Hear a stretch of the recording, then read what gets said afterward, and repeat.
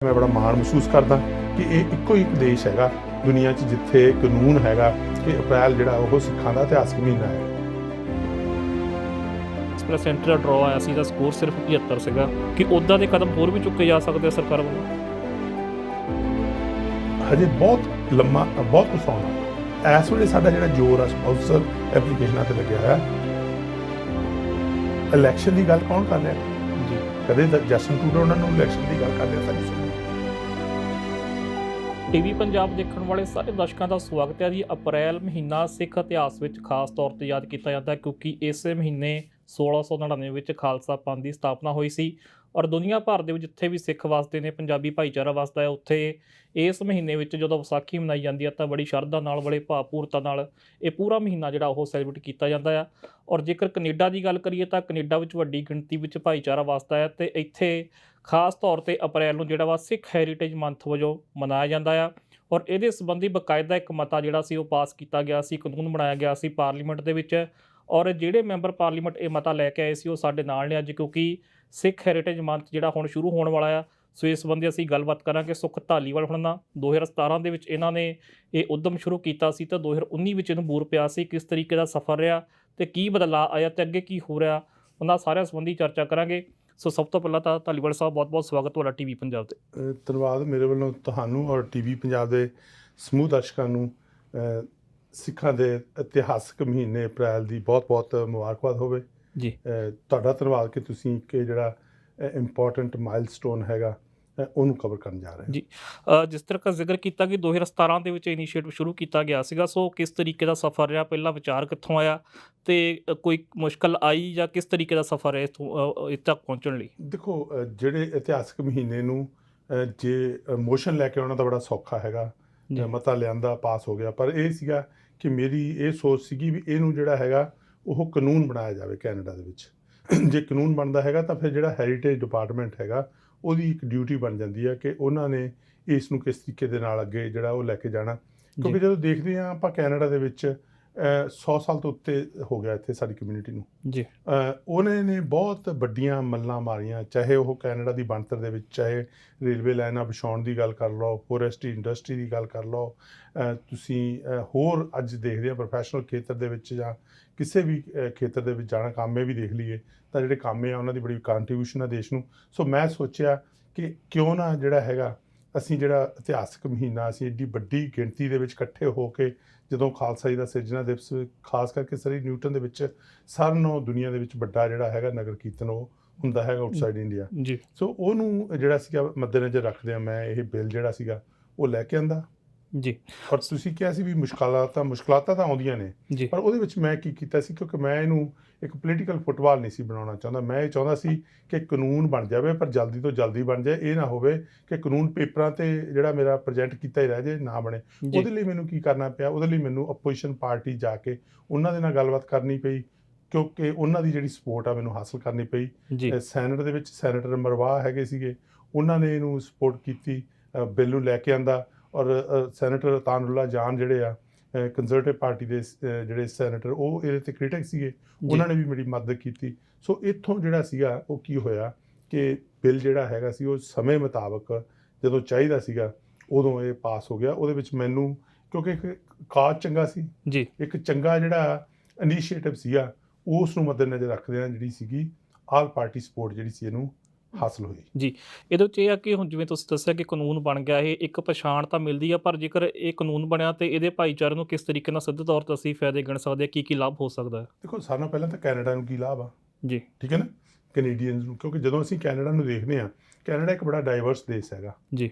ਉਹਦੇ ਵਿੱਚ ਅਸੀਂ ਆਪਣੀ ਜਨਰੇਸ਼ਨ ਨੂੰ ਦੇਖਣੇ, ਜਿਹੜੇ ਸਾਡੇ ਯੰਗ ਵਨਸ ਆਉਂਦੇ ਆ, ਜਦੋਂ ਉਹ ਈਅਰ ਆਫਟਰ ਈਅਰ ਇਹ ਸਾਲ ਜਿਹੜਾ ਵਾ ਇਹ ਆਉਂਦਾ ਵਾ ਅਤੇ ਉਹਨੂੰ ਇਸ ਨੂੰ ਮਹੀਨੇ ਨੂੰ ਜਿਹੜਾ ਆਪਣਾ ਇਤਿਹਾਸਕ ਮਹੀਨਾ ਹੈਰੀਟੇਜ ਮੰਥ ਮਨਾਇਆ ਕਰਨਗੇ, ਉਹਦੇ ਨਾਲ ਉਹ ਜਿਹੜੀਆਂ ਕੰਟਰੀਬਿਊਸ਼ਨ ਕੀਤੀਆਂ ਹੋਈਆਂ ਨੇ ਪੁਰਾਣੇ ਜਿਹੜੇ ਐਨਸੈਸਟਰ ਜਿੱਥੇ ਆਏ ਸੀ ਸਾਡੇ, ਉਹਨਾਂ ਨੂੰ ਅਸੀਂ ਯਾਦ ਕਰਾਂਗੇ ਅਤੇ ਅੱਗੇ ਸਾਨੂੰ ਮੋਟੀਵੇਸ਼ਨ ਮਿਲਦੀ ਉਹਨਾਂ ਜਵਾਕਾਂ ਨੂੰ, ਉਹ ਜਿਹੜੇ ਨੇ ਕਮਿਊਨਿਟੀ ਨੂੰ ਨੈਕਸਟ ਲੈਵਲ 'ਤੇ ਲਿਜਾਣ ਲਈ ਔਰ ਕੈਨੇਡਾ ਨੂੰ ਨੈਕਸਟ ਲੈਵਲ 'ਤੇ ਲਿਜਾਣ ਲਈ ਮਦਦ ਹੋਏਗੀ ਜੀ। ਤੁਸੀਂ ਗੱਲ ਕੀਤੀ ਆ ਉਹਦੇ ਵਿੱਚ ਹੁਣ ਡਿਪਾਰਟਮੈਂਟ ਜਿਹੜਾ ਵਾ, ਕਿਉਂਕਿ ਹੁਣ 1 ਅਪ੍ਰੈਲ ਨੂੰ ਲਾਂਚ ਜਦੋਂ ਹੁੰਦਾ ਇਹ ਜੀ, ਅਤੇ ਉਹਦੇ ਵਿੱਚ ਪਹਿਲਾਂ ਤਾਂ ਇਹ ਆ ਵੀ ਗੌਰਮੈਂਟ ਜਿਹੜੀ ਆ ਉਹ ਸਟੇਟਮੈਂਟ ਮੇਕ ਕਰੂਗੀ, ਠੀਕ ਹੈ। ਦੂਸਰਾ ਇਹ ਹੈਗਾ ਕਿ ਉਹਨਾਂ ਨੇ ਉਹਦੇ ਵਿੱਚ ਜਦੋਂ ਹੈਰੀਟੇਜ ਮੰਥ ਬਣ ਗਿਆ, ਹੁਣ ਇਹ ਚਾਹੀਦਾ ਕਿ ਜਿਹੜੀਆਂ ਆਰਗੇਨਾਈਜ਼, ਕਿਉਂਕਿ ਮੈਂ ਇੱਕ ਚੁਣਿਆ ਹੋਇਆ ਨੁਮਾਇੰਦਾ ਸੀ, ਮੈਂ ਪਹਿਲਾਂ ਵੀ ਤੁਹਾਨੂੰ ਕਿਹਾ ਵੀ ਮੈਂ ਇਹਦੇ ਨਾਲ ਕੋਈ ਪੋਲੀਟਿਕਸ ਨਹੀਂ ਸੀ ਖੇਡਣੀ। ਜੀ ਇਹ ਇੱਕ ਜਿਹੜਾ ਸੀ ਬਹੁਤ ਮੇਰੇ ਲਈ ਜਿਹੜਾ ਸੀਗਾ ਜ਼ਰੂਰੀ ਜਿਹੜਾ ਸੀਗਾ ਉਹ ਮਹਿਸੂਸ ਕਰਦਾ ਸੀ ਬਿੱਲ,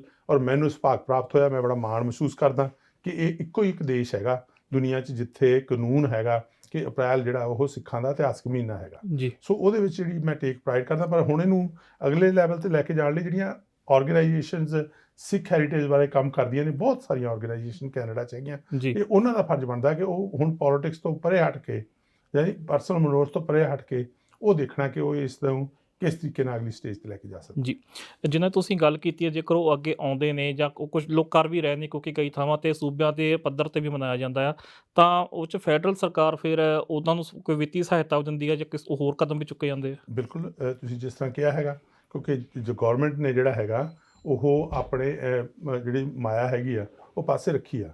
ਫਾਈਨੈਂਸ਼ੀਅਲ ਅਸਿਸਟੈਂਸ ਜਿਹੜੀ ਹੈਗੀ ਆ ਉਹ ਉਹਨਾਂ ਨੇ ਜਿਹੜੀ ਆ ਉਹ ਦਿੱਤੀ ਹੈਗੀ ਆ। ਉਹਦੇ ਵਿੱਚ ਜਿਹੜੀਆਂ ਡਿਫਰੈਂਟ ਆਰਗੇਨਾਈਜੇਸ਼ਨਸ ਹੈਗੀਆਂ ਨੇ ਉਹਨਾਂ ਨੇ ਆਲਰੇਡੀ ਅਵੇਲ ਵੀ ਕੀਤਾ, ਔਰ ਅਵੇਲ ਜਿਹੜੀਆਂ ਉਹ ਕਰ ਸਕਦੀਆਂ। ਇਹ ਹੈਗਾ ਕਿ ਅਸੀਂ ਕੋਵਿਡ ਦੇ ਦੌਰਾਨ ਸਿਚੁਏਸ਼ਨ ਦੇ ਦੌਰਾਨ ਜਾ ਰਹੇ ਹਾਂ, ਉਹ ਜਿਹੜੀ ਕੋਵਿਡ ਦੀ ਸਿਚੁਏਸ਼ਨ ਦੇ ਵਿੱਚੋਂ ਲੰਘਦੇ ਹੋਏ ਸਾਨੂੰ ਮੁਸ਼ਕਲਾਤਾਂ ਤਾਂ ਆਈਆਂ, ਸਾਵੇਂ ਜਿਹੜਾ ਓਪਨਲੀ ਹੁਣ ਵਰਚੁਅਲ ਜਿਹੜੀਆਂ ਨੇ ਉਹ ਮੀਟਿੰਗਸ ਹੋਣਗੀਆਂ ਜਾਂ ਵਰਚੁਅਲੀ ਉਹ ਜਿਹੜੇ ਫੰਕਸ਼ਨਸ ਕਰਨਾ ਚਾਹਣਗੇ, ਪਰ ਉਸ ਲਈ ਜਿਹੜਾ ਹੈਗਾ ਡਿਪਾਰਟਮੈਂਟ ਵੱਲੋਂ ਲੋੜੀਂਦੇ ਫੰਡਸ ਜਿਹੜੇ ਨੇ ਉਹ ਪਾਸੇ ਰੱਖੇ ਗਏ ਹੋਏ ਆ। ਉਹਨਾਂ ਆਰਗੇਨਾਈਜੇਸ਼ਨ ਨੂੰ ਫੰਡਸ ਜਿਹੜੇ ਆ ਉਹ ਮੁਹੱਈਆ ਕੀਤੇ ਗਏ ਆ। ਜੀ ਇੱਕ ਮੁੱਦਾ ਹਮੇਸ਼ਾ ਹੀ ਰਿਹਾ ਵਾ, ਖਾਸ ਕਰਕੇ ਨਾਰਥ ਅਮਰੀਕਾ 'ਚ, ਅੱਜ ਕੱਲ੍ਹ ਵੀ ਅਮਰੀਕਾ 'ਚ ਗੱਲ ਚੱਲ ਰਹੀ ਹੈ, ਐਂਟੀ ਏਸ਼ੀਅਨ ਰੇਸਿਜ਼ਮ ਦੀ ਗੱਲ ਚੱਲ ਰਹੀ ਆ।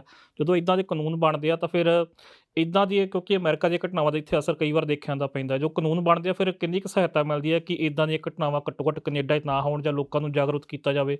ਕੀ ਸਮਝਦੇ ਹੋ ਕਿ ਇੱਦਾਂ ਦੇ ਕਾਨੂੰਨਾਂ ਦਾ ਕਿੰਨਾ ਕੁ ਉਸ ਪਾਸੇ ਵੀ ਜਿਹੜਾ ਵਾ ਪੈ ਸਕਦਾ ਆ? ਨਹੀਂ, ਦੇਖੋ, ਸਾਰਿਆਂ ਨਾਲੋਂ ਪਹਿਲਾਂ ਤਾਂ ਅਸੀਂ ਇਹ ਦੇਖਣਾ ਨਾ, ਕਿਉਂਕਿ ਸਾਨੂੰ ਜਿਹੜੀ ਹੈ ਇੰਸਪੀਰੇਸ਼ਨ ਪਹਿਲਾਂ ਚਾਹੀਦੀ ਹੈਗੀ ਆ। ਜੀ ਦੂਸਰਾ ਕੰਟਰੀਬਿਊਸ਼ਨਸ ਹੈਗੀਆਂ ਕਮਿਊਨਿਟੀ ਦੀਆਂ, ਕਿਉਂਕਿ ਜੇ ਜਾਗਰੂਕ ਹੀ ਨਹੀਂ, ਜੇ ਪਹਿਲਾਂ ਸਾਡੀ ਕਮਿਊਨਿਟੀ ਨੂੰ ਨਹੀਂ ਪਤਾ ਹੈਗਾ ਕਿ ਸਿੱਖ ਕਮਿਊਨਿਟੀ ਦੀ ਹੁਣ ਕਈ ਲੋਕ ਜਿਹੜੇ ਨੇ ਉਹ ਸੋਚਦੇ ਵੀ ਅਸੀਂ ਤਾਂ ਜੀ 1970 ਜਾਂ 80 ਦੇ ਵਿੱਚ ਜਾਂ ਹੁਣ ਅਸੀਂ ਆ ਰਹੇ ਹਾਂ, ਜੀ ਠੀਕ ਹੈ ਨਾ।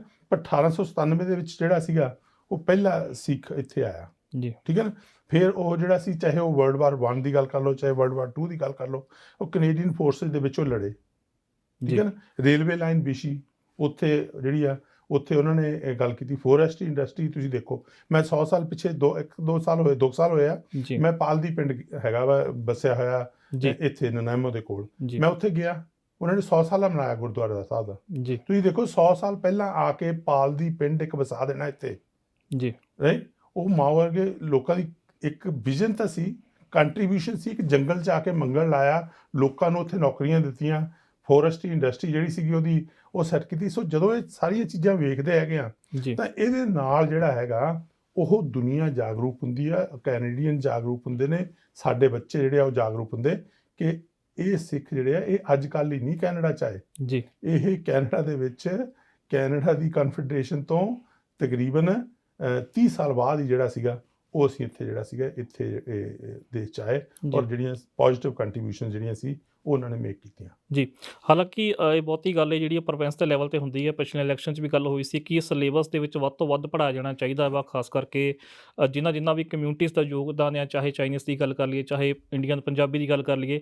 ਸੋ ਫੈਡਰਲ ਲੈਵਲ ਤੇ ਵੀ ਕੁਝ ਇੱਦਾਂ ਦਾ ਹੋ ਸਕਦਾ ਹੈ ਕਿ ਸਿੱਖਿਆ ਦੇ ਵਿੱਚ ਜਾ ਕੇ ਸਿਲੇਬਸ ਦੇ ਵਿੱਚ ਕੁਝ ਇੱਦਾਂ ਦਾ ਹੋਰ ਜਿਹੜਾ ਚੀਜ਼ਾਂ ਐਡ ਕੀਤੀਆਂ ਜਾਣ। ਦੇਖੋ, ਜਿਹੜੀ ਐਜੂਕੇਸ਼ਨ ਹੈਗੀ ਆ ਇਹ ਟੋਟਲ ਜਿਹੜੀ ਪ੍ਰੋਵਿੰਸ਼ੀਅਲ ਰਿਸਪੌਂਸਿਬਿਲਿਟੀ ਹੈਗੀ, ਜੀ ਠੀਕ ਹੈ ਨਾ। ਤੁਸੀਂ ਦੇਖੋਗੇ ਕਿ ਫੈਡਰਲੀ ਐਜੂਕੇਸ਼ਨ ਮਿਨਿਸਟਰ ਜਿਹੜਾ ਵਾ ਉਹ ਨਹੀਂ ਹੈਗਾ। ਜੀ ਉਹਦਾ ਕਾਰਨ ਇਹ ਹੀ ਹੈਗਾ ਕਿ ਐਜੂਕੇਸ਼ਨ ਜਿਹੜੀ ਆ ਉਹ ਟੋਟਲੀ ਪ੍ਰੋਵਿੰਸ਼ੀਅਲ ਰਿਸਪੌਂਸਿਬਿਲਿਟੀ ਹੈਗੀ ਆ। ਪਰ ਮੈਂ ਇਹ ਕਹਿ ਸਕਦਾ, ਜਿੱਦਾਂ ਹੁਣ ਸਟੀਵ ਪੁਰੇਵਾਲ ਹੈਗੇ ਆ, ਜੀ ਉਹਨਾਂ ਨੇ ਬੜੀ ਖੋਜ ਕੀਤੀ ਹੈ, ਪਾਰਟੀਕੂਲਰਲੀ ਜਿਹੜੀ ਸਿੱਖਸ ਦੀ ਕੰਟਰੀਬਿਊਸ਼ਨਸ ਜਿਹੜੀਆਂ ਮਿਲਟਰੀ ਵਾਲੇ ਪਾਸੇ ਜਿਹੜੀਆਂ ਸੀਗੀਆਂ ਉਹਨਾਂ ਦੇ ਬਾਰੇ। ਹੁਣ ਉਹ ਕੋਸ਼ਿਸ਼ ਕਰਦੇ ਪਏ ਕਿ ਉਹ ਜਿਹੜੀਆਂ ਬੁੱਕਸ ਹੈਗੀਆਂ ਨੇ ਉਹਨਾਂ ਨੂੰ ਸਕੂਲਾਂ ਦੇ ਵਿੱਚ, ਕਾਲਜਾਂ ਦੇ ਵਿੱਚ ਲਾਇਆ ਜਾਵੇ, ਲਾਇਬ੍ਰੇਰੀਜ਼ ਦੇ ਵਿੱਚ ਰੱਖਿਆ ਜਾਵੇ। ਸੋ ਇਹ ਜਿਹੜੀਆਂ ਆਰਗੇਨਾਈਜੇਸ਼ਨਸ ਉਹੀ ਦੀਆਂ ਹੈਲਪ ਕਰਦੀਆਂ ਹੈਗੀਆਂ, ਉਹਨਾਂ ਨੂੰ ਫੈਡਰਲ ਗਵਰਨਮੈਂਟ ਜਿਹੜੀ ਆ ਉਹ ਸਹਾਇਤਾ ਕਰਦੀ ਹੈਗੀ ਆ ਵੀ ਉਹ ਰਿਸਰਚ ਕਰਨ, ਜੀ ਇਹੀ ਜਿਹੀਆਂ ਜਿਹੜੇ ਨੇ ਉਹ ਚਾਹੇ ਪਬਲੀਕੇਸ਼ਨ ਨੇ ਚਾਹੇ ਬੁੱਕਸ ਲੈ ਕੇ ਆਉਣ। ਉਸ ਤੋਂ ਬਾਅਦ ਉਹ ਸੂਬਿਆਂ ਦੇ ਨਾਲ ਜਿਹੜੀ ਹੈਗੀ ਰਾਬਤਾ ਪੈਦਾ ਕਰਕੇ ਉਸ ਨੂੰ ਜਿਹੜਾ ਹੈਗਾ ਉਹਦੇ ਵਿੱਚ ਉਹ ਲਾਉਣ। ਜੀ ਅੱਛਾ, ਇੱਕ ਸਵਾਲ ਇਹ ਸੀਗਾ ਕਿ ਜਦੋਂ ਤੁਸੀਂ ਇਹ, ਕਿਉਂਕਿ ਕਾਫੀ ਖੁਸ਼ੀ ਹੋਈ ਸੀ ਉਦੋਂ ਲੋਕਾਂ ਨੇ ਇੱਥੇ ਮਨਾਇਆ ਸੀ, ਉਦੋਂ ਇਹ ਕਾਨੂੰਨ ਬਣਿਆ ਸੀਗਾ, ਅਤੇ ਭਾਈਚਾਰੇ 'ਚੋਂ ਫਿਰ ਕਿਸ ਤਰੀਕੇ ਦੀ ਫੀਡਬੈਕ ਮਿਲੀ ਸੀ? ਦੇਖੋ, ਨੈਚੁਰਲੀ ਮੈਂ ਇਸ ਲਈ ਤਾਂ ਮੈਂ ਕੀਤਾ ਨਹੀਂ ਸੀਗਾ ਕਿ ਮੈਂ ਕੋਈ ਪਰਸਨਲ ਸ਼ੋਹਰਤ ਲੈਣੀ ਹੈਗੀ ਆ। ਜੀ ਮੈਂ ਪਹਿਲਾਂ ਵੀ ਤੁਹਾਨੂੰ ਕਿਹਾ ਹੈਗਾ, ਕਿਉਂਕਿ ਇਹ ਇੱਕ ਜਿਹੜਾ ਮੇਰਾ ਜਿਹਨੂੰ ਕਹਿੰਦੇ ਦਿਲੀ ਖਾਹਿਸ਼ ਸੀਗੀ ਜੀ ਕਿ ਉਹ ਸਾਡੇ ਇੰਸੈਸਟਰਸ ਜਿਨ੍ਹਾਂ ਨੇ ਇੱਥੇ ਆ ਕੇ ਇੰਨੀ ਘਾਲਣਾ ਕਾਲੀ ਅੱਜ ਸਾਡਾ ਨਾਂ ਬਣਾਇਆ, ਕਮਿਊਨਿਟੀ ਨੂੰ ਇਸ ਲੈਵਲ ਦੇ ਉੱਤੇ ਲੈ ਕੇ ਗਏ, ਉਹਨਾਂ ਤੋਂ ਕੀਤੀਆਂ ਹੋਈਆਂ ਜਿਹੜੀਆਂ ਸਾਡੀਆਂ ਕੰਟਰੀਬਿਊਸ਼ਨਸ ਆ ਉਹਨਾਂ ਨੂੰ ਮੱਦੇਨਜ਼ਰ ਰੱਖਦੇ ਹੋਏ ਜਿਹੜਾ ਇਹ ਕਾਨੂੰਨ ਆ ਜਿਹੜਾ ਉਹ ਇੱਕ ਵਾਰ ਬਣਾ ਦਈਏ, ਕਿਉਂਕਿ ਜਦੋਂ ਕਾਨੂੰਨ ਬਣ ਜਾਂਦਾ ਵਾ ਉਹ ਜਿਹੜਾ ਵਾ ਉਹ ਸਾਰੀ ਜ਼ਿੰਦਗੀ ਦੇ ਲਈ ਜਿਹੜੇ ਕਾਨੂੰਨ ਆ ਉਹ ਅੱਗੇ ਚੱਲੇ ਜਾਂਦਾ। ਅਸੀਂ ਜਿਹੜਾ ਵਾ ਚਲੇ ਜਾਣਾ, ਆਏ ਸਾਡੇ ਤੋਂ ਪਹਿਲਾਂ ਵੀ ਲੋਕ ਆਏ ਜਿਨ੍ਹਾਂ ਨੇ ਆ ਕੇ ਸਾਡੀ ਕਮਿਊਨਿਟੀ ਦੇ ਵਿੱਚ ਵੱਡੀਆਂ ਕੰਟਰੀ ਵਿੱਚ, ਅੱਜ ਅਸੀਂ ਵੀ ਚਲੇ ਜਾਣਾ, ਪਰ ਸਾਡੇ ਜਿਹੜੇ ਯੰਗ ਵਨਸ ਨੇ, ਯੰਗਸਟਰਸ ਨੇ, ਉਹ ਜਦੋਂ ਦੇਖਿਆ ਕਰਨਗੇ ਵੀ ਹਾਂ ਜਿਹੜਾ ਹੈਗਾ ਐਵਰੀ ਈਅਰ ਆਫਟਰ ਈਅਰ ਜਿਹੜੀਆਂ ਨੇ ਇਹ ਸੈਲੀਬ੍ਰੇਸ਼ਨਸ ਹੋਣਗੀਆਂ, ਜਿਹੜੇ ਲੈਕਚਰਸ ਕੀਤੇ ਜਾਣਗੇ ਜਾਂ ਹੋਰ ਜਿਹੜੀਆਂ ਨੇ ਆਰਗੇਨਾਈਜੇਸ਼ਨ ਕੰਮ ਕਰ ਰਹੀਆਂ ਉਹ ਕਿਸ ਤਰੀਕੇ ਨਾਲ ਅਵੇਅਰਨੈਸ ਲੈ ਕੇ ਆਉਣੀ ਹੈਗੀ ਆ, ਤਾਂ ਉਹਦੇ ਨਾਲ ਜਿਹੜੀ ਹੈਗੀ ਆ ਉਹ ਕੈਨੇਡੀਅਨਸ ਨੂੰ ਇਨ ਜਨਰਲ ਅਤੇ ਸਿੱਖ ਕਮਿਊਨਿਟੀ ਦੇ ਬੱਚਿਆਂ ਨੂੰ ਇਨ ਪਰਟੀਕੂਲਰ ਜਿਹੜਾ ਹੈਗਾ ਉਹ ਬਹੁਤ ਵੱਡੀ ਜਿਹੜੀ ਆ ਉਹ ਇੰਸਪੀਰੇਸ਼ਨ ਹੋਊਗੀ ਕਿ ਚੰਗੇ ਪਾਸੇ ਨੂੰ ਜਾਣ ਔਰ ਜਿਹੜਾ ਬਣਾਇਆ ਹੈਗਾ ਨਾਂ ਉਹ ਜਿਹੜਾ ਅੱਗੇ ਤੋਰੀ ਰੱਖਣ ਸੈਂਚਰੀ ਆਫਟਰ ਸੈਂਚਰੀ। ਜੀ ਤੁਸੀਂ ਜ਼ਿਕਰ ਕੀਤਾ ਸੀ ਕਿ ਇੱਥੇ ਤੁਹਾਡੇ ਹਲਕੇ ਵਿੱਚ ਸਭ ਤੋਂ ਵੱਡਾ ਨਗਰ ਕੀਰਤਨ ਜਿਹੜਾ ਹੁੰਦਾ ਆ, ਔਰ ਜਦੋਂ ਨਗਰ ਕੀਰਤਨ ਹੁੰਦਾ ਅਪ੍ਰੈਲ ਦੇ ਵਿੱਚ ਉਹ ਤੇ ਗੱਲ ਹੁੰਦੀ ਆ 3 ਲੱਖ 4 ਲੱਖ ਇਸ ਤਰੀਕੇ ਦੀ ਗਿਣਤੀ ਦੀ ਗੱਲ ਹੁੰਦੀ ਕਿ ਇੰਨੀ ਸੰਗਤ ਆਉਂਦੀ ਆ। ਹੁਣ ਪਿਛਲੇ 2 ਸਾਲ ਤੋਂ ਨਹੀਂ ਹੋ ਰਿਹਾ, ਐਕਟਿਵ ਨਹੀਂ ਹੋ ਰਿਹਾ, ਸੋ ਕਿਸ ਤਰੀਕੇ ਨਾਲ ਲੱਗਦਾ ਕਿ ਹੁਣ ਕਿਉਂਕਿ ਲੋਕ ਵੀ ਹਲੇ ਲੱਗਦਾ ਹੈ ਕਿ ਥੋੜ੍ਹਾ ਮਿਸ ਕਰ ਰਹੇ ਇਹਨਾਂ ਚੀਜ਼ਾਂ ਨੂੰ, ਕਦੋਂ ਤੱਕ ਸੰਭਾਵਨਾ ਹੈ ਕਿ ਦੁਬਾਰਾ ਸਾਰੀਆਂ ਚੀਜ਼ਾਂ ਨੋਰਮਲ ਹੋਣਗੀਆਂ? ਦੇਖੋ ਸਾਡੇ ਵੱਲੋਂ ਜਿਹੜੀ ਆ ਉਹ ਪੂਰੀ ਤਿਆਰੀ ਹੈਗੀ ਆ। ਸਰਕਾਰ ਦਾ ਸਾਡਾ ਜਿਹੜਾ ਫੈਡਰਲ ਕੰਮ ਹੈਗਾ ਉਹ ਇਹ ਹੈਗਾ ਕਿ ਅਸੀਂ ਪਹਿਲਾਂ ਸੀਗਾ ਕਿ ਜਦੋਂ ਇਹ ਕੋਵਿਡ-19 ਦੀ ਸਿਚੁਏਸ਼ਨ ਸ਼ੁਰੂ ਹੋਈ ਮੇਕ ਸ਼ੋਰ ਕਰਨਾ ਸੀ ਕਿ ਜਿਹੜੇ ਵੀ ਲੋਕ ਹੈਗੇ ਅਸੀਂ ਉਹਨਾਂ ਦੀ ਸਹਾਇਤਾ ਕਿੱਦਾਂ ਕਰ ਸਕਦੇ ਹਾਂ। ਜੀ ਠੀਕ ਹੈ ਨਾ, ਉਹ ਜਿਹੜੀ ਸਹਾਇਤਾ ਵਾ ਉਹਦੇ ਲਈ ਅਸੀਂ ਜੋ ਬਣਦਾ ਸੀਗਾ, ਚਾਹੇ ਉਹ CRB ਬੈਨੀਫਿਟ ਸੀ, ਚਾਹੇ ਉਹ ਕੰਪਨੀਜ਼ ਨੂੰ ਜਿਹੜਾ ਸੀਗਾ ਉਹ ਬੇਸ ਸਬਸਿਡੀ ਦੇਣੀ ਸੀ, ਚਾਹੇ ਕੰਪਨੀਜ਼ ਨੂੰ ਜਿਹੜੀ ਸੀਗੇ ਲੋਨ ਦੇਣੇ ਸੀਗੇ, ਸੀਨੀਅਰ ਦੀ ਸਹਾਇਤਾ ਕਰਨੀ ਸੀ, ਸਟੂਡੈਂਟਸ ਨੂੰ ਜਿਹੜੇ ਸੀਗੇ, ਸੋ ਅਸੀਂ ਉਹ ਹਰੇਕ ਪਾਸੇ ਜਿਹੜੀ ਸੀਗੀ ਉਹ ਕੈਨੇਡਾ ਚਾਈਲਡ ਬੈਨੀਫਿਟ ਦੇ ਨੇ ਉਹ ਮਦਦ ਕੀਤੀ ਤਾਂ ਕਿ ਜਿਹੜੇ ਲੋਕ ਨੇ ਉਹਨਾਂ ਦੇ ਜਿਹੜਾ ਵਾ ਪਰਿਵਾਰਾਂ ਦੇ ਲਈ ਖਾਣ ਪੀਣ ਦਾ ਇੰਤਜ਼ਾਮ ਅਤੇ ਉਹਨਾਂ ਦੇ ਸਿਰ 'ਤੇ ਜਿਹੜੀ ਰੂਫ ਆ ਉਹ ਹੋਣੀ ਚਾਹੀਦੀ ਆ। ਔਰ ਦੂਸਰਾ ਹੁਣ ਸਾਡਾ ਫੋਕਸ ਹੈਗਾ ਕਿ ਅਸੀਂ ਵੈਕਸੀਨ ਜਿਹੜੀ ਹੈਗੀ ਆ ਉਹ ਬਣਦੀ ਵੈਕਸੀਨ ਜਿਹੜੀ ਹੈਗੀ ਕੈਨੇਡੀਅਨ ਤਾਈਂ ਪਹੁੰਚਾ ਸਕੀਏ ਤਾਂ ਕਿ ਸੂਬੇ ਉਹਨੂੰ ਐਡਮਿਨਿਸਟਰ ਕਰ ਰਹੇ ਆ ਅਤੇ ਸਤੰਬਰ ਤੱਕ ਸਾਡਾ ਵਾਅਦਾ ਹੈਗਾ ਕਿ ਹਰ ਇੱਕ ਕੈਨੇਡੀਅਨ ਜਿਹੜਾ ਹੈਗਾ ਉਹਦੇ ਵੈਕਸੀਨ ਲੱਗ ਜਾਵੇ। ਔਰ ਉਸ ਤੋਂ ਬਾਅਦ ਜਿਹੜਾ ਹੈ ਸਾਡਾ ਇਹ ਹੈਗਾ ਕਿ $100 ਮਿਲੀਅਨ ਦਾ ਅਸੀਂ ਜਿਹੜਾ ਸਟਿਮੂਲਸ ਪੈਕੇਜ ਜਿਹੜਾ ਉਹ ਰੱਖਿਆ ਹੈਗਾ ਤਾਂ ਕਿ ਅਸੀਂ ਜੇ ਕੈਨੇਡਾ ਨੂੰ ਖੋਲ੍ਹਦੇ ਹਾਂ ਤਾਂ ਸਾਡੀ ਇਕੋਨਮੀ ਬੈਕ ਟਰੈਕ 'ਤੇ ਹੋਵੇ। ਸਾਡੇ ਵੱਲੋਂ ਜਿਹੜੀ ਐਜ਼ ਏ ਫੈਡਰਲ ਗੌਰਮੈਂਟ ਜਿਹੜੀਆਂ ਨੇ ਉਹ ਪੂਰੀ ਜਿਹੜੀ ਹੈ ਤਿਆਰੀ ਆ।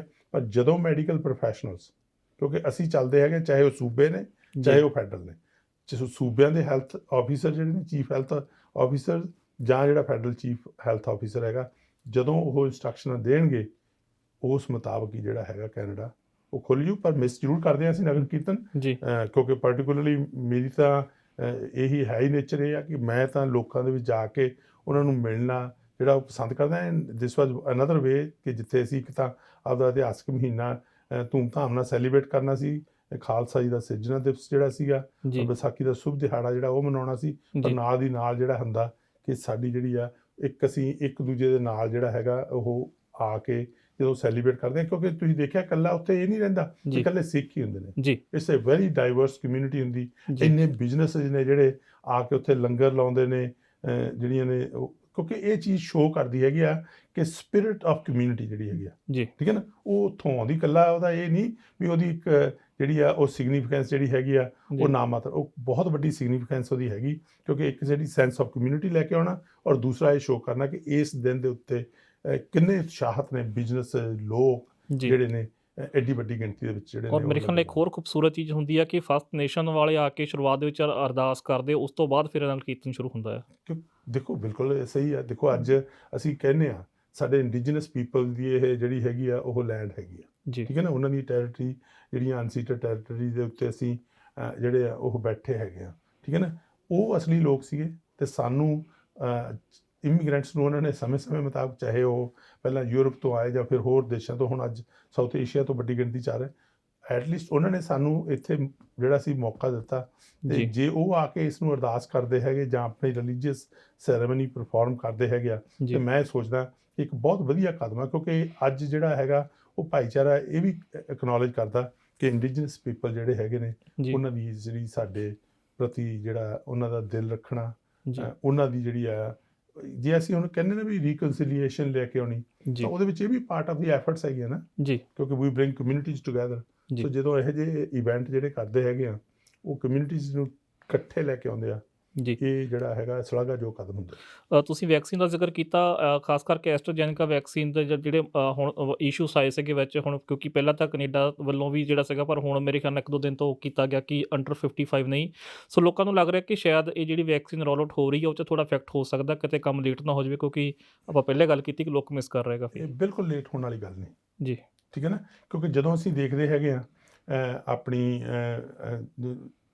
ਦੂਜੀਆਂ 2 ਵੈਕਸੀਨ ਜਿਹੜੀਆਂ ਹੈਗੀਆਂ ਨੇ, ਜੀ ਠੀਕ ਹੈ ਨਾ, ਉਹ ਸਮੇਂ ਮੁਤਾਬਕ ਜਿਹੜੀਆਂ ਨੇ ਫਾਈਜ਼ਰ ਦੀ ਐਂਡ ਮੋਡਰਨਾ ਦੀ ਚੱਲ ਰਹੀ ਆ। ਜੀ ਅੱਜ ਤੱਕ 6 ਮਿਲੀਅਨ ਤੋਂ ਜ਼ਿਆਦਾ ਡੋਜ਼ਸ ਜਿਹੜੀਆਂ ਨੇ ਉਹ ਮੁਹੱਈਆ ਕਰ ਦਿੱਤੀਆਂ ਗਈਆਂ ਲੋਕਾਂ ਨੂੰ, ਔਰ ਅੱਜ ਤੱਕ ਜਿਹੜੀਆਂ ਨੇ 9.5 ਮਿਲੀਅਨ ਡੋਜ਼ਸ ਜਿਹੜੀਆਂ ਨੇ ਉਹ ਸੂਬਿਆਂ ਨੂੰ ਜਿਹੜੀਆਂ ਨੇ ਉਹ ਦੇ ਦਿੱਤੀਆਂ ਗਈਆਂ ਨੇ। ਜੀ ਔਰ ਇਸ ਤੋਂ ਬਾਅਦ ਐਵਰੀ ਵੀਕ ਜਿਹੜਾ ਹੈਗਾ ਅਪ੍ਰੈਲ ਤੇ ਮਈ ਦੇ ਵਿੱਚ 1 ਮਿਲੀਅਨ ਡੋਜ਼ ਜਿਹੜੀ ਹੈਗੀ ਆ ਉਹ ਆਉਣੀ ਹੈਗੀ ਆ। ਜੀ ਔਰ ਪ੍ਰਾਈਮ ਮਿਨਿਸਟਰ ਉਹਨਾਂ ਨੇ ਕੱਲ੍ਹ ਅਨਾਊਂਸ ਕੀਤਾ ਹੈਗਾ ਕਿ ਫਾਈਜ਼ਰ ਨੇ ਜੂਨ ਦੇ ਵਿੱਚ ਜਿਹੜੀਆਂ ਨੇ ਐਡੀਸ਼ਨਲ ਜਿਹੜੀਆਂ ਨੇ 5 ਮਿਲੀਅਨ ਡੋਜ਼ ਜਿਹੜੀਆਂ ਹੋਰ ਦੇ ਦੇਣੀਆਂ।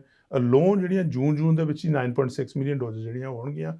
ਸੋ ਜਦੋਂ ਇਹਨੂੰ ਆਪਾਂ ਦੇਖਦੇ ਹਾਂ, ਉਹ ਔਨ ਸਕੈਜੂਅਲ ਜਿਹੜਾ ਉਹ ਚੱਲ ਰਿਹਾ ਹੈਗਾ ਵਿਦ ਫਾਈਜ਼ਰ ਜੀ ਤੇ ਮੋਡਰਨਾ ਦੀਆਂ ਡੋਜ਼ਸ ਦੇ ਨਾਲ ਅਸੀਂ ਚੱਲਦੇ ਰਹੀਏ, ਤਾਂ ਵੀ ਅਸੀਂ ਸਤੰਬਰ ਤੱਕ ਜਿਹੜਾ ਸਾਡਾ ਟਾਰਗੇਟ ਆ ਉਹ ਪੂਰਾ ਹੋ ਜਾਣਾ। ਜੀ ਤੁਸੀਂ ਐਸਟਰਾਜੈਨੇਕਾ ਦੀ ਗੱਲ ਕੀਤੀ ਹੈ, ਠੀਕ ਆ, ਉਹਦੇ ਕੰਸਰਨ ਜਿਹੜੇ ਆ ਉਹ ਸਾਹਮਣੇ ਆਏ, ਉਸ ਨੂੰ ਮੱਦੇਨਜ਼ਰ ਰੱਖਦਿਆਂ ਹੋਇਆਂ ਸਾਡੇ ਚੀਫ ਮੈਡੀਕਲ ਆਫਿਸਰ ਨੇ ਔਰ ਜਿਹੜੀ ਸਾਡੀ ਨੈਸ਼ਨਲ ਐਡਵਾਈਜ਼ਰੀ ਕਮੇਟੀ ਹੈਗੀ ਆ ਔਨ ਇਮਿਊਨਾਈਜੇਸ਼ਨ, ਉਹਨਾਂ ਨੇ ਵੀ ਇਹਦੇ ਧਿਆਨ ਦੇ ਕੇ ਜਿਹੜਾ ਹੈ ਉਹ ਦੇਖਿਆ ਕਿ ਇਹਦੇ ਹੋਰ ਦੇਖਿਆ ਜਾਵੇ ਵੀ ਇਹਦੇ ਕੀ ਜਿਹੜੇ ਹੈਗੇ ਨੇ ਉਹ ਨੁਕਸਾਨ ਜਿਹੜੇ ਆ ਹੋ ਸਕਦੇ। ਸੋ ਉਸ ਨੂੰ ਮੱਦੇਨਜ਼ਰ ਰੱਖਦੇ, ਕਿਉਂਕਿ ਸਿਰਫ ਉਹ ਤਾਂ 5 ਲੱਖ ਹੀ ਆਈਆਂ ਨਾ, 500 ਮਿਲੀਅਨ ਡੋਜ਼ ਹੀ ਜਿਹੜੀ ਆ ਐਸਟਰਾਜੈਨੇਕਾ ਦੀ ਆਈ ਆ। ਜੀ ਜਦੋਂ ਹੁਣ ਓਵਰਆਲ ਸਕੀਮ ਆਫ ਥਿੰਗਸ ਦੇਖਦੇ ਆ ਕਿ ਮਿਲੀਅਨਸ ਆਫ ਡੋਜ਼ ਜਿਹੜੀਆਂ ਆਉਣੀਆਂ ਹੈਗੀਆਂ, ਉਹਦੇ ਵਿੱਚ ਜਿਹੜੀ ਇਹ ਛੋਟੀ ਮਾਤਰਾ 'ਚ ਡੋਜ਼ ਜਿਹੜੀਆਂ ਸੀ ਉਹ ਆਈਆਂ, ਉਹਦੇ ਵਿੱਚ ਵੀ ਹਜੇ ਜਿਹੜੇ ਨੇ ਉਹ, ਕਿਉਂਕਿ ਯੂਰਪ ਦੇ ਵਿੱਚ ਕੇਸਿਸ ਪਾਏ ਗਏ ਆ, ਕੈਨੇਡਾ 'ਚ ਕੋਈ ਐਸਾ ਕੇਸ ਨਹੀਂ ਪਾਇਆ ਗਿਆ, ਪਰ ਫਿਰ ਵੀ ਕੈਨੇਡੀਅਨ ਦੀ ਸੇਫਟੀ ਨੂੰ ਮੱਦੇਨਜ਼ਰ ਰੱਖਦੇ ਆ ਜੀ ਨੈਸ਼ਨਲ ਐਡਵਾਈਜ਼ਰੀ ਕਮੇਟੀ ਜਿਹੜੀ ਹੈਗੀ ਆ ਔਨ ਇਮਿਊਨਾਈਜੇਸ਼ਨ ਤੇ ਸਾਡੇ ਚੀਫ ਹੈਲਥ ਆਫਿਸਰ ਜਿਹੜੇ ਹੈਗੇ ਆ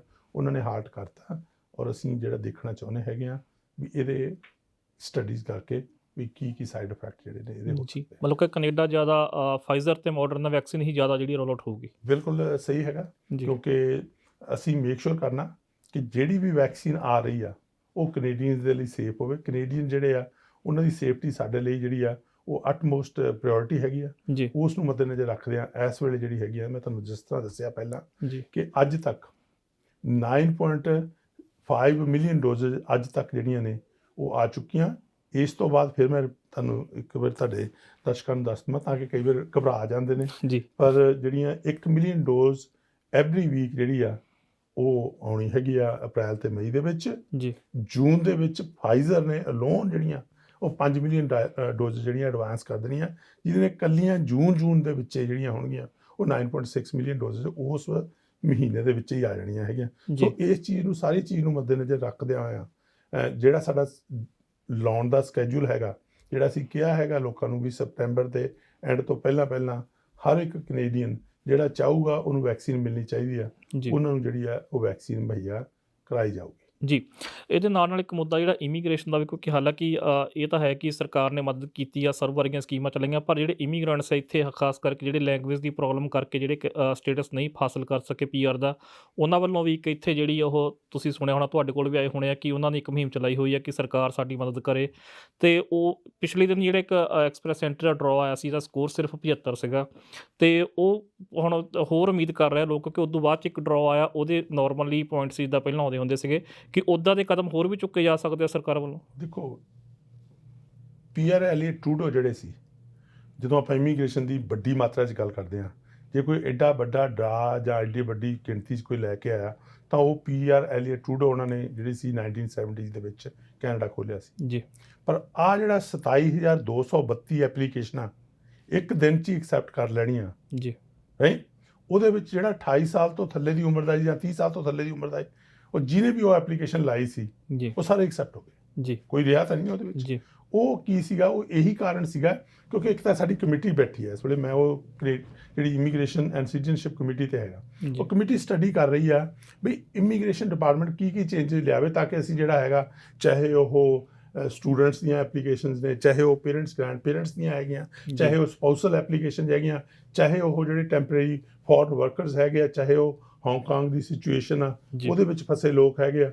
ਸੋ ਜਦੋਂ ਇਹ ਸਾਰੀਆਂ ਸਿਚੁਏਸ਼ਨ ਜਿਹੜੀਆਂ ਹੈਗੀਆਂ ਉਸ ਨੂੰ ਮੱਦੇਨਜ਼ਰ ਰੱਖਦੇ ਆ, ਕਮੇਟੀ ਨੇ ਐਕਸਪਰਟਸ ਜਿਹੜੇ ਨੇ ਉਹਨਾਂ ਨੂੰ ਬੁਲਾਇਆ ਕਮੇਟੀ ਦੇ ਉੱਤੇ ਬੋਲਣ ਵਾਸਤੇ। ਮੈਂ ਵੀ ਇੱਥੇ ਮੌਕਾ ਦਿੱਤਾ ਸੀਗਾ, ਜਿਹੜੇ ਸਾਡੇ ਲੋਕਲ ਵਕੀਲ ਸੀਗੇ ਉਹਨਾਂ ਨੇ ਜਾ ਕੇ ਜਿਹੜੇ ਪ੍ਰੈਜੈਂਟੇਸ਼ਨ ਕੀਤੀ। ਹੁਣ ਉਹਦੇ ਜਿਹੜੇ ਅਸੀਂ ਰਿਕਮੈਂਡੇਸ਼ਨ ਜਿਹੜੀਆਂ ਉਹ ਮਿਨਿਸਟਰ ਨੂੰ ਦੇ ਰਹੇ ਆ, ਔਰ ਮੈਨੂੰ ਆਸ ਆ ਕਿ ਆਉਣ ਵਾਲੇ ਸਮੇਂ 'ਚ ਉਹ ਰਿਕਮੈਂਡੇਸ਼ਨ ਜਿਹੜੀਆਂ ਮਿਨਿਸਟਰ ਆ ਉਹ ਇੰਪਲੀਮੈਂਟ ਕਰੂਗਾ। ਪਰ ਮੈਂ ਇਹ ਦੱਸ ਸਕਦਾ ਵੀ ਹਜੇ ਬਹੁਤ ਕੁਛ ਆਉਣ ਵਾਲਾ ਜੀ, ਕਿਉਂਕਿ ਜਦੋਂ ਅਸੀਂ ਇਹ 1.2 ਮਿਲੀਅਨ ਪੀਪਲ 3 ਸਾਲਾਂ 'ਚ ਲੈ ਕੇ ਆਉਣੇ ਆ ਜੀ, ਠੀਕ ਹੈ ਨਾ। ਹੁਣ ਕੋਵਿਡ ਕਰਕੇ ਬਾਹਰੋਂ ਤਾਂ ਆ ਨਹੀਂ ਰਹੇ ਜੀ, ਅਸੀਂ ਮੈਜੋਰਿਟੀ ਆਫ ਦਾ ਪੀਪਲ ਜਿਹੜੇ ਨੇ ਉਹਦੇ ਵਿੱਚ ਅਸੀਂ ਇਨਲੈਂਡ ਜਿਹੜੇ ਆ ਐਪਲੀਕੇਸ਼ਨ ਉਹਨੂੰ ਅਸੀਂ ਜਦੋਂ ਪ੍ਰੋਸੈਸ ਕਰਨੀ ਆ ਤਾਂ ਇਹੋ ਜਿਹੇ ਡਰਾ ਜਿਹੜੇ ਨੇ ਹੋਰ ਜਾਂ ਕੋਈ ਹੋਰ ਜਿਹੜੀਆਂ ਪਾਲਿਸੀਜ਼ ਆ ਉਹ ਆ ਸਕਦੀਆਂ, ਜਿਹਦੇ ਵਿੱਚ ਵੱਡੀ ਮਾਤਰਾ ਦੇ ਵਿੱਚ ਅਸੀਂ ਲੋਕਾਂ ਨੂੰ ਜਿਹੜੀ ਹੈਗੇ ਜਿਹੜੇ ਆਲਰੇਡੀ ਇੱਥੇ ਕੰਮ ਕਰ ਰਹੇ ਕੈਨੇਡੀਅਨ ਐਕਸਪੀਰੀਅੰਸ ਹੈ ਉਹਨਾਂ ਨੂੰ ਅਸੀਂ ਜਿਹੜੀ ਇਮੀਗ੍ਰੇਸ਼ਨ ਦੇ ਸਕਦੇ। ਪਰ ਇਸ ਵੇਲੇ ਸਾਡਾ ਜਿਹੜਾ ਜ਼ੋਰ ਆ ਸਪਾਊਸਲ ਐਪਲੀਕੇਸ਼ਨਾਂ ਤੇ ਲੱਗਿਆ ਹੋਇਆ ਤਾਂ ਕਿ ਜਿਨ੍ਹਾਂ ਲੋਕਾਂ ਨੇ ਵਿਆਹ ਕਰਾਇਆ ਹੈ ਜੀ ਉਹਨਾਂ ਦੀਆਂ ਐਪਲੀਕੇਸ਼ਨ ਜਿਹੜੀਆਂ ਨੇ ਜਿੰਨੀ ਜਲਦੀ ਹੋ ਸਕਣ ਉਹ ਅਸੀਂ ਜਿਹੜੀਆਂ ਨੇ ਪ੍ਰੋਸੈਸ ਕਰੀਏ, ਉਹਨਾਂ ਨੂੰ ਇੱਥੇ ਲੈ ਕੇ ਆਈਏ, ਕਿਉਂਕਿ 30,000 ਐਪਲੀਕੇਸ਼ਨ ਤਕਰੀਬਨ ਅਸੀਂ 49,000 ਐਪਲੀਕੇਸ਼ਨ ਅਸੀਂ ਜਿਹੜੀ ਸੀਗੀ ਉਹ ਦਸੰਬਰ ਦੇ ਐਂਡ ਤਾਈਂ ਪ੍ਰੋਸੈਸ ਕੀਤੀ ਸੀ ਪਿਛਲੇ ਸਾਲ, ਸਿਰਫ ਸਪਾਊਸਲ ਐਪਲੀਕੇਸ਼ਨ। ਹੁਣ ਵੀ ਇਸ ਵੇਲੇ ਸਾਡਾ ਜ਼ੋਰ ਜਿਹੜਾ ਹੈਗਾ ਉਹ ਸਪਾਊਸਲ ਐਪਲੀਕੇਸ਼ਨ ਤੇ ਆ ਜੀ। ਇਸ ਤੋਂ ਬਾਅਦ ਅਸੀਂ ਜਿਹੜੀ ਪ੍ਰਾਇੋਰਟੀ ਦੇਣੀ ਹੈਗੀ ਆ 30,000 ਹੋਰ ਐਪਲੀਕੇਸ਼ਨ ਐਕਸੈਪਟ ਕਰਨੀਆਂ ਜਿਹੜੇ parents and grandparents category ਆ ਉਹਦੇ ਵਿੱਚ ਜੀ। ਦੁੱਖ ਸਵਾਲ ਹੈ ਹੋਰ ਮੇਰੇ, ਇੱਕ ਸਵਾਲ ਹੋਰ ਅੱਜ ਕੱਲ੍ਹ ਬੜਾ ਅਹਿਮ ਹੈ ਕਿ ਘਰਾਂ ਦੀਆਂ ਕੀਮਤਾਂ ਬਹੁਤ ਉੱਪਰ ਆ ਰਹੀਆਂ ਨੇ ਲਗਾਤਾਰ, ਖਾਸ ਕਰਕੇ ਇੱਥੇ ਵੈਨਕੂਵਰ, ਟੋਰਾਂਟੋ ਜਾਂ ਆਪਾਂ ਹੋਰ ਕਿਤੇ ਗੱਲ ਕਰ ਲਈਏ ਮੌਂਟਰੀਅਲ ਦੀ। ਸੋ ਉਹਦੇ ਸੰਬੰਧੀ ਵੀ ਜਿਹੜੇ ਕੁਝ ਫਸਟ ਟਾਈਮ ਬਾਇਰਸ ਵਾਲੇ ਉਹ ਵੀ ਕਹਿ ਰਹੇ ਆ ਕਿ ਕੁਝ ਨਾ ਕੁਝ ਸਰਕਾਰ ਨੂੰ ਕਰਨਾ ਚਾਹੀਦਾ ਤਾਂ ਕਿ ਘਰਾਂ ਦੀਆਂ ਕੀਮਤਾਂ ਥੱਲੇ ਆਉਣ। ਅਤੇ ਇੱਕ ਦੂਜੇ ਪਾਸੇ ਇਹ ਵੀ ਗੱਲ ਚੱਲ ਰਹੀ ਹੈ ਕਿ ਇਸ ਵਕਤ ਇਹ ਮਾਰਕੀਟ ਕਾਫੀ ਉੱਪਰ ਚੱਲ ਰਹੀ ਹੈ, ਇਸ ਨੂੰ ਚੱਲਦੇ ਰਹਿਣ ਦੇਣਾ ਚਾਹੀਦਾ ਆ। ਸੋ ਇਹਦੇ ਸੰਬੰਧੀ ਸਰਕਾਰ ਕੀ ਸੋਚ ਰਹੀ ਹੈ? ਦੇਖੋ, ਜਦੋਂ ਫੈਡਰਲ ਗੌਰਮੈਂਟ ਦੀ ਗੱਲ ਆਉਂਦੀ ਹੈਗੀ ਕੰਟਰੀਬਿਊਸ਼ਨ ਦੀ, ਅਸੀਂ ਅਫੋਰਡੇਬਲ ਹਾਊਸਿੰਗ 'ਚ ਬਿਲੀਵ ਕਰਦੇ ਹੈਗੇ ਆ ਜੀ।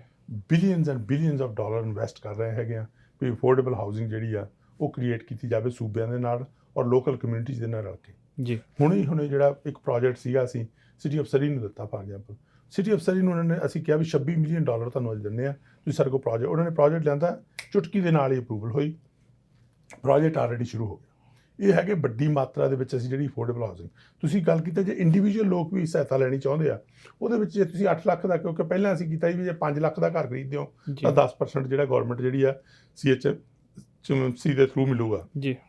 ਪਰ ਅਸੀਂ ਕੀ ਕੀਤਾ ਸੀ ਵੀ ਜਦੋਂ ਉਹਨਾਂ ਕੀਮਤਾਂ ਨੂੰ ਮੱਦੇਨਜ਼ਰ ਰੱਖਦੇ ਵੀ ਇੰਨੇ 'ਚ ਤਾਂ ਇੱਥੇ ਅਪਾਰਟਮੈਂਟ ਜਾਂ ਘਰ ਨਹੀਂ ਆਉਂਦਾ ਤਾਂ ਉਹ ਵਧਾ ਕੇ ਅਸੀਂ ਕਰ ਦਿੱਤਾ ਸੀ 8 ਲੱਖ। ਉਹਦੇ ਵਿੱਚ $80,000 ਜਿਹੜਾ ਹੈਗਾ ਉਹ ਗੌਰਮੈਂਟ ਇਨੀਸ਼ੀਅਲੀ ਜਿਹੜੀ ਸਪੋਰਟ ਕਰਦੀ ਹੈਗੀ ਆ ਜੀ। ਆਪਦੇ ਵੱਲੋਂ ਅਸੀਂ ਜਿਹੜੀ ਹੈਗੀ ਆ ਉਹ ਪੂਰਾ ਜ਼ੋਰ ਲਾ ਰਹੇ ਹਾਂ। ਬਾਕੀ ਇਹ ਚਾਹੀਦਾ ਕਿਉਂਕਿ ਅਫੋਰਡੇਬਿਲਟੀ ਲਿਆਉਣੀ ਹੈਗੀ ਆ, ਇਕੱਲੀ ਫੈਡਰਲ ਗੌਰਮੈਂਟ ਜਾਂ ਇਕੱਲੀ ਪ੍ਰੋਵਿੰਸ਼ੀਅਲ ਗੌਰਮੈਂਟ ਜਾਂ ਲੋਕਲ ਗੌਰਮੈਂਟ ਨਹੀਂ ਇਕੱਲੀ ਜਿਹੜੀ ਇਸ 'ਤੇ ਕੁਛ ਕਰ ਸਕਦੀ। ਸਾਨੂੰ ਤਿੰਨੇ ਆਰਡਰਸ ਆਫ ਗੌਰਮੈਂਟਸ ਨੂੰ ਦੇਖਣਾ ਪਊਗਾ, ਸਿਟੀਜ਼ ਨੂੰ ਦੇਖਣਾ ਪਊਗਾ ਕਿ ਉਹਨਾਂ ਨੇ ਪਲੈਨਿੰਗ ਕਿਸ ਹਿਸਾਬ ਨਾਲ ਕਰਨੀ ਹੈਗੀ ਆ ਤਾਂ ਕਿ ਉਹ ਲਿਵਿੰਗ ਜਿਹੜੀ ਆ ਉਹ ਕਿਸ ਤਰੀਕੇ ਨਾਲ ਈਦਰ ਵਰਟੀਕਲ ਲਿਵਿੰਗ ਲੈ ਕੇ ਜਾ ਸਕਦੇ ਤਾਂ ਕਿ ਅਫੋਰਡੇਬਿਲਟੀ ਆ ਸਕੇ। ਸੂਬਿਆਂ ਦੇ ਆਲਰੇਡੀ ਅਸੀਂ ਸੂਬਿਆਂ ਦੇ ਨਾਲ ਰਲ ਕੇ ਫੈਡਰਲ ਗੌਰਮੈਂਟ ਕੰਮ ਕਰ ਰਹੇ ਹਾਂ ਕਿ ਅਸੀਂ ਕਿਸ ਤਰੀਕੇ ਨਾਲ ਫੰਡਿੰਗ ਮੁਹੱਈਆ ਕਰਨੀ ਹੈਗੀ ਤਾਂ ਕਿ ਇਹੋ ਜਿਹੇ ਪ੍ਰੋਜੈਕਟ ਜਿਹੜੇ ਹੈਗੇ ਨੇ, ਜਿਹੜੇ ਅਫੋਰਡੇਬਲ ਹਾਊਸਿੰਗ ਪ੍ਰੋਜੈਕਟਸ ਹੈਗੇ ਨੇ ਉਹ ਅੱਗੇ ਲਿਆਂਦੇ ਜਾਣ। ਸੋ ਇਹਦੇ ਵਿੱਚ ਜਿਹੜਾ ਹੈਗਾ ਫੈਡਰਲ ਗੌਰਮੈਂਟ ਜਿਹੜੀ ਹੈਗੀ ਆ ਉਹਨੇ ਆਪਣਾ ਵਧੀਆ ਰੋਲ ਜਿਹੜਾ ਹੈਗਾ, ਅਸੀਂ ਨੈਸ਼ਨਲ ਹਾਊਸਿੰਗ ਸਟ੍ਰੈਟਜੀ ਜਿਹੜੀ ਆ ਉਸ 'ਤੇ ਕੰਮ ਕਰ ਰਹੇ ਹੈਗੇ ਜੀ। ਇੱਕ ਆਖਰੀ ਸਵਾਲ ਹੈ ਜੀ, ਕਿਉਂਕਿ ਲਗਾਤਾਰ ਚਰਚਾ ਇਹ ਚੱਲ ਰਹੀ ਹੈ ਕਿ ਜਸਟਿਨ ਟਰੂਡੋ ਜਿਹੜੇ ਆ ਹੁਣ, ਕਿਉਂਕਿ ਇਸ ਵਕਤ ਸਰਵੇ 'ਚ ਲਿਬਰਲ ਪਾਰਟੀ ਅੱਗੇ ਚੱਲ ਰਹੀ ਆ ਅਤੇ ਇਲੈਕਸ਼ਨਸ ਕਰਵਾ ਸਕਦੇ ਆ ਜਾਂ ਸਪਰਿੰਗ ਦੇ ਵਿੱਚ ਜਾਂ ਫਾਲ ਦੇ ਵਿੱਚ। ਸੋ ਇਹਦੇ ਸੰਬੰਧੀ ਕੋਈ ਤਿਆਰੀ ਹੈ ਕਿਉਂਕਿ ਲਗਾਤਾਰ ਲਿਬਰਲਸ ਪਾਰਟੀ ਵੱਲੋਂ ਆਪਣੇ ਕੈਂਡੀਡੇਟ ਵੀ ਐਲਾਨੇ ਜਾ ਰਹੇ ਆ? ਦੇਖੋ, ਲਿਬਰਲ ਪਾਰਟੀ ਨੇ ਕੈਂਡੀਡੇਟ ਐਲਾਣੇ ਉਹ ਇੱਕ ਗੱਲ ਹੈਗੀ ਆ, ਠੀਕ ਹੈ ਨਾ, ਤਿਆਰੀ ਰੱਖਣੀ ਉਹ ਇੱਕ ਗੱਲ ਹੈਗੀ। ਪਰ ਜੇ ਤੁਸੀਂ ਇਹ ਦੇਖੋ ਇਲੈਕਸ਼ਨ ਦੀ ਗੱਲ ਕੌਣ ਕਰ ਰਿਹਾ ਜੀ? ਕਦੇ ਤਾਂ ਜਸਟਿਨ ਟਰੂਡੋ ਉਹਨਾਂ ਨੂੰ ਇਲੈਕਸ਼ਨ ਦੀ ਗੱਲ ਕਰਦਿਆਂ ਤਾਂ ਨਹੀਂ ਸੁਣਿਆ। ਇਲੈਕਸ਼ਨ ਦੀ ਗੱਲ ਜੇ ਹੋ ਰਹੀ ਆ ਤਾਂ ਉਹ ਕੰਜ਼ਰਵੇਟਿਵ ਪਾਰਟੀ ਅਤੇ NDP ਪਾਰਟੀ, ਇਹੀ ਦੋ ਪਾਰਟੀਆਂ ਜਿਹੜੀਆਂ ਨੇ ਇਸ ਵੇਲੇ ਇਲੈਕਸ਼ਨ ਕਰ ਰਹੀਆਂ ਕਿਉਂਕਿ ਉਹ ਮੇਰੇ ਹਿਸਾਬ ਨਾਲ ਚਾਹੁੰਦੇ ਆ ਵੀ ਕਿਸੇ ਨਾ ਕਿਸੇ ਤਰੀਕੇ ਦੇ ਨਾਲ, ਬਜਾਏ ਕਿ ਜਿਹੜਾ ਜਸਟਿਨ ਟਰੂਡੋ ਦਾ ਕੀ ਫੋਕਸ ਹੈ ਜਾਂ ਲਿਬਰਲ ਗੌਰਮੈਂਟ ਦਾ ਸਾਡਾ ਫੋਕਸ ਕੀ ਹੈ, ਲੋਕਾਂ ਨੂੰ ਪਹਿਲਾਂ ਸੇਫ ਰੱਖਣਾ, ਦੂਜੀ ਗੱਲ ਅਸੀਂ ਉਹਨਾਂ ਲਈ ਜਿਹੜੀ ਹੈਗੀ ਵੈਕਸੀਨ ਸਪਲਾਈ ਕਰਨੀ, ਤੀਸਰਾ ਅਸੀਂ ਜਿਹੜਾ ਹੈਗਾ ਉਹ ਬਜਟ ਅਤੇ ਸਟਿਮੂਲਸ ਪੈਕੇਜ ਜਿਹੜਾ ਲੈ ਕੇ ਆਂਦਾ ਉਹਨੂੰ ਅਸੀਂ ਜਿਹੜਾ ਹੈਗਾ ਇਨਵੈਸਟ ਕਰਨਾ ਤਾਂ ਕਿ ਲੋਕਾਂ ਲਈ ਅਸੀਂ ਆਲਰੇਡੀ ਇਕਨੋਮੀ ਜਿਹੜੀ ਆ ਉਹ ਬੈਟਰ ਕਰ ਰਹੀ ਆ। ਜੀ ਅਸੀਂ ਇਹ ਦੇਖਣਾ ਕਿ ਜਿਹੜੀਆਂ ਜੌਬਸ ਲੂਜ਼ ਹੋਈਆਂ ਨੇ ਕੋਵਿਡ ਦੇ ਦੌਰਾਨ ਉਹਨਾਂ ਨੂੰ ਕਿਸ ਤਰੀਕੇ ਨਾਲ ਬਹਾਲ। ਸੋ ਸਾਡਾ ਫੋਕਸ ਇਸ ਵੇਲੇ ਲਿਬਰਲ ਦਾ ਔਰ ਜਸਟਿਨ ਟਰੂਡੋ ਦਾ ਕੀ ਹੈਗਾ, ਕੈਨੇਡੀਅਨ ਲੋਕ, ਕੈਨੇਡੀਅਨ ਬਿਜ਼ਨੈਸਿਸ, ਉਹਨਾਂ ਦੀਆਂ ਨੌਕਰੀਆਂ ਜੀ ਤੇ ਕੈਨੇਡੀਅਨ ਬਿਜ਼ਨੈਸਿਸ ਦੀ ਸਰਵਾਈਵਲ। ਆਪੋਜੀਸ਼ਨ ਦਾ ਕੀ ਰੋਲ ਹੈ ਇਸ ਵੇਲੇ? ਹਰ ਦਿਨ ਜਿਹੜਾ ਉਹ ਗੱਲ ਕਰ ਰਹੇ ਨੇ ਉਹ ਇਲੈਕਸ਼ਨ ਦੀ, ਔਰ ਇਲੈਕਸ਼ਨ ਹੈ ਵੀ ਉਹਨਾਂ ਦੇ ਹੱਥ 'ਚ, ਜੀ ਕਿਉਂਕਿ ਜੇ ਹੁਣ ਬਜਟ ਆਉਂਦਾ ਹੈਗਾ, ਠੀਕ ਹੈ ਨਾ, ਜੇ ਸਪੋਰਟ ਉਹਨਾਂ ਨੇ ਕਰਨੀ ਹੈਗੀ ਆ, ਠੀਕ ਹੈ ਨਾ, ਤੇ ਮੇਰੇ ਹਿਸਾਬ ਨਾਲ ਗਵਰਨਮੈਂਟ ਨਹੀਂ ਡਿੱਗਣੀ ਤੇ ਇਲੈਕਸ਼ਨ ਹੋਣਾ ਨਹੀਂ ਗਾ। ਸੋ ਉਹਨਾਂ ਨੂੰ ਇਹ ਚਾਹੀਦਾ ਉਹ ਸਿਰਫ ਤੇ ਸਿਰਫ ਲੋਕਾਂ ਦਾ ਧਿਆਨ ਜਿਹੜਾ ਨਾ ਉਹ ਉਧਰੋਂ ਲੈ ਕੇ ਜਾ ਕੇ ਜੋ ਲਿਬਰਲ ਸਰਕਾਰ ਚੰਗੇ ਕੰਮ ਕਰ ਰਹੀ ਆ ਉਹ ਤੋਂ ਪਰੇ ਹਟਾ ਕੇ ਸਿਰਫ ਤੇ ਸਿਰਫ ਇੱਕ ਜਿਹੜੀ ਆਪਦੀ ਪੋਲਿਟਿਕਸ ਜਿਹੜੀ ਆ ਉਹ ਖੇਡਣਾ ਚਾਹੁੰਦੇ, ਜਿਹ 'ਚ ਉਹ ਅੱਜ ਤੱਕ ਸਫਲ ਨਹੀਂ ਹੋਏ। ਜੀ ਤੁਸੀਂ ਬਜਟ ਦਾ ਜ਼ਿਕਰ ਕਰ ਦਿੱਤਾ। ਸੋ ਬਜਟ ਦੇ ਵਿੱਚ ਕਿਉਂਕਿ 2 ਸਾਲ ਦਾ ਸ਼ਾਇਦ ਇਕੱਠਾ ਬਜਟ ਆ ਰਿਹਾ, ਕਿਉਂਕਿ ਕੋਵਿਡ ਕਰਕੇ ਪਿਛਲੇ ਸਾਲ ਆ ਨਹੀਂ ਸਕਿਆ ਅਤੇ ਕੋਵਿਡ ਕਰਕੇ ਲੋਕ ਕਾਫੀ ਜੂਝ ਵੀ ਰਹੇ ਆ। ਸੋ ਬਜਟ 'ਚ ਕਿੰਨਾ ਕੁ ਵੱਖਰਾ ਹੋ ਸਕਦਾ ਪਿਛਲੀ ਵਾਰ ਨਾਲੋਂ? ਦੇਖੋ, ਤੁਸੀਂ ਕਿਹਾ ਵੀ 2 ਸਾਲ ਬਜਟ ਨਹੀਂ ਹੈ, ਬਿਲਕੁਲ ਸਹੀ ਹੈ, ਕਿਉਂਕਿ ਕੋਵਿਡ ਦੇ ਦੌਰਾਨ ਗਏ। ਪਿਛਲੇ ਸਾਲ ਜੇ ਅਸੀਂ ਬਜਟ ਲੈ ਕੇ ਆਉਂਦੇ ਸੀ ਉਹ ਬਜਟ ਨੇ ਐਕਟ ਹੀ ਨਹੀਂ ਸੀ ਕਰਨਾ, ਕਿਉਂਕਿ ਅਨਪ੍ਰੈਡਿਕਟੇਬਿਲਿਟੀ, ਅਨਸ਼ੋਰਿਟੀ ਜਿਹੜੀ ਸੀ ਉਹ ਸੀਗੀ, ਕਿਉਂਕਿ ਐਵਰੀ ਡੇ ਜਿਹੜੇ ਨਵੇਂ ਚੈਲੰਜਸ ਆ ਰਹੇ ਸੀਗੇ ਤੇ ਪ੍ਰਾਈਮ ਮਿਨਿਸਟਰ ਤੇ ਗਵਰਨਮੈਂਟ ਜਿਹੜੀ ਸੀਗੀ ਉਹ ਡੀਲ ਕਰ ਰਹੇ ਸੀ। ਜੀ ਠੀਕ ਹੈ ਨਾ। ਹੁਣ ਕੀ ਹੋਇਆ ਕਿ ਹੁਣ ਅਸੀਂ ਬਜਟ ਲੈ ਕੇ ਆਉਣਾ, ਕਿਉਂਕਿ $100 ਬਿਲੀਅਨ ਦਾ ਸਟਿਮੂਲਸ ਪੈਕੇਜ ਉਹ ਕਿੱਦਾਂ ਇਨਵੈਸਟ ਕਰਨਾ ਹੈਗਾ ਕਮਿਊਨਿਟੀ ਦੇ ਵਿੱਚ। ਉਹਦੇ ਲਈ ਇੱਕ ਬਹੁਤ ਵਧੀਆ ਗੱਲ ਹੋਈ।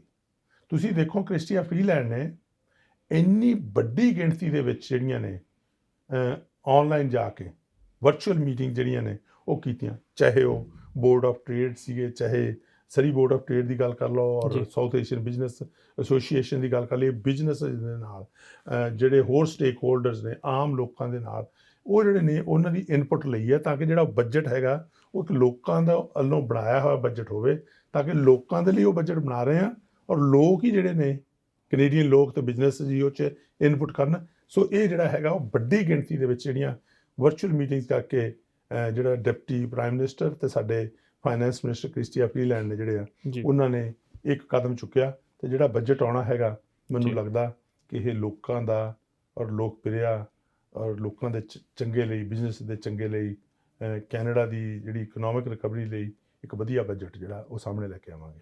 ਜੀ ਸਰਕਾਰ ਦੇ ਕਈ ਫੈਸਲਿਆਂ ਸੰਬੰਧੀ ਤੁਸੀਂ ਜਾਣਕਾਰੀ ਦਿੱਤੀ ਹੈ, ਬਹੁਤ ਬਹੁਤ ਧੰਨਵਾਦ ਤੁਹਾਡਾ ਸਮਾਂ ਦੇਣ ਲਈ। ਤੁਹਾਡਾ ਧੰਨਵਾਦ ਪਹਿਲਾਂ, ਔਰ TV ਪੰਜਾਬ ਦੇ ਜਿਹੜੇ ਜਿੰਨੇ ਵੀ ਦਰਸ਼ਕ ਨੇ ਉਹਨਾਂ ਦਾ ਔਰ ਤੁਹਾਡੀ ਟੀਮ ਦਾ ਧੰਨਵਾਦ ਕਿ ਤੁਸੀਂ ਜਿਹੜੇ ਇਸ਼ੂਜ਼, ਕਿਉਂਕਿ ਬੜਾ ਇੰਪੋਰਟੈਂਟ ਹੁੰਦਾ ਜੀ, ਠੀਕ ਹੈ ਨਾ। ਇੱਕ ਤਾਂ ਸਾਨੂੰ ਅਕਾਊਂਟੇਬਲ ਠਹਿਰਾਉਣਾ ਜਿਹਦੇ ਵਿੱਚ ਤੁਸੀਂ ਰੋਲ ਅਦਾ ਕਰਦੇ ਹੋ, ਦੂਸਰਾ ਹੈ ਲੋਕਾਂ ਤਾਈਂ ਇਨਫੋਰਮੇਸ਼ਨ ਲੈ ਕੇ ਜਾਣੀ, ਕਿਉਂਕਿ ਮਾਸਜ ਤਾਈਂ ਜਿਹੜੀ ਆ ਉਹ ਇਨਫੋਰਮੇਸ਼ਨ ਪਹੁੰਚਾਉਣੀ ਵੀ ਇੱਕ ਬਹੁਤ ਵਧੀਆ ਕਾਜ਼ ਹੈਗਾ।